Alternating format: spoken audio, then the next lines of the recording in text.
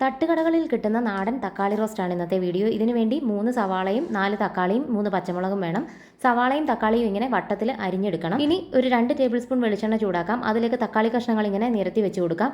കുറച്ച് ഉപ്പിങ്ങനെ ഇതിന് മുകളിൽ ഇങ്ങനെ വിതറി കൊടുക്കണം. ഓരോ മിനിറ്റ് വീതം തീ കൂട്ടി വെച്ച് 2 വശവും ഒന്ന് മൊരിച്ചെടുക്കാം. നമ്മൾ അരിഞ്ഞു വെച്ച തക്കാളിയെല്ലാം ഇതേ രീതിയിൽ ഫ്രൈ ചെയ്ത് മാറ്റി വെക്കാം. തക്കാളി ഒരുപാട് വെന്ത് പോകരുത്. ഇനി വീണ്ടും 1 ടേബിൾ സ്പൂൺ വെളിച്ചെണ്ണ ചൂടാക്കി 1 ടീസ്പൂൺ കടുകും 1/2 ടീസ്പൂൺ പെരിഞ്ജീരകവും 2 തണ്ട് കറിവേപ്പിലയും ചേർത്ത് കൊടുക്കാം. 1 ടേബിൾ സ്പൂൺ വെളുത്തുള്ളി ചെറുതായിട്ട് അരിഞ്ഞതും ചേർത്ത് കൊടുക്കണം. വെളുത്തുള്ളി നന്നായിട്ട് മൂത്ത് കഴിയുമ്പം സവാള ചേർത്ത് കൊടുക്കാം. തീ കൂട്ടി വെച്ചാണ് ഇതെല്ലാം ചെയ്ത് കൊടുക്കേണ്ടത്. 3 പച്ചമുളക് നീളത്തിൽ കീറിയതും ആവശ്യത്തിനുള്ള ഉപ്പും ചേർത്ത് വഴറ്റാം. സവാള ഒരുപാട് അങ്ങ് വേവരുത്, നന്നായിട്ടൊന്ന് വാടിയാൽ മാത്രം മതി. ഇനി ഇതിലേക്ക് 1 ടേബിൾ സ്പൂൺ കാശ്മീരി മുളക് പൊടിയും 1/4 ടീസ്പൂൺ മഞ്ഞൾപ്പൊടിയും ചേർത്ത് കൊടുക്കാം. പൊടികളുടെയും പച്ചമണം മാറുന്നത് വരെ ഒന്ന് വഴറ്റാം. ഇനി ഇതിലേക്ക് ചേർത്ത് കൊടുക്കേണ്ടത് തക്കാളി സോസാണ്. 2 ടേബിൾ സ്പൂൺ തക്കാളി സോസും ചേർത്ത് കൊടുക്കാം. എന്നിട്ട് നന്നായിട്ടൊന്ന് ഇളക്കി യോജിപ്പിക്കാം.